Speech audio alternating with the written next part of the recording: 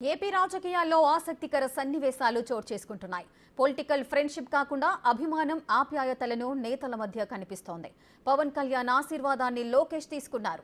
కాలుకు నమస్కారం చేసేందుకు లోకేష్ ప్రయత్నిస్తుంటే పవన్ వద్దని వారించారు. కానీ లోకేష్ మాత్రం నమస్కారం చేశారు. ఈ వీడియో సోషల్ మీడియాలో వైరల్ అవుతోంది. ఇది చూసిన నెటిజన్లు ఇద్దరి మధ్య సోదర బంధానికి ఇదే నిదర్శనమని కామెంట్ చేస్తున్నారు. నెటిజన్ల కామెంట్స్ ను కొట్టిపారేయలేం.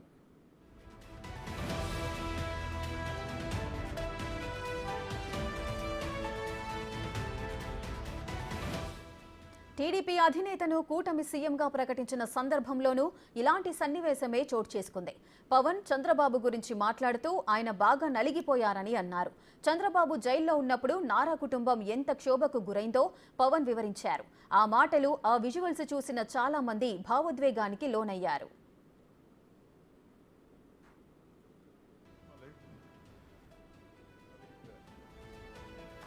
నలిగిపోయారు. జైల్లో చూశాను ఆయన. పాపం భువనేశ్వర్ గారి బాధను చూశాను. నేను అనుకున్నాను, అమ్మ మీరు కన్నీళ్ళు పెట్టకండి, మంచి రోజులు వస్తాయని చెప్పిన మంచి రోజులు వచ్చినాయి. వారికి మనస్ఫూర్తిగా వారికి నా హృదయపూర్వక శుభాకాంక్షలు. మీరు అద్భుతమైన పాలన ఇవ్వాలి అందరికీ మనస్ఫూర్తిగా మీకు నేను తెలియజేసుకున్నాను సార్. పవన్ తో టీడీపీ అగ్రనేతల మధ్య జరుగుతున్న ఈ సన్నివేశాలు రాజకీయంలో భాగమని అనలేం.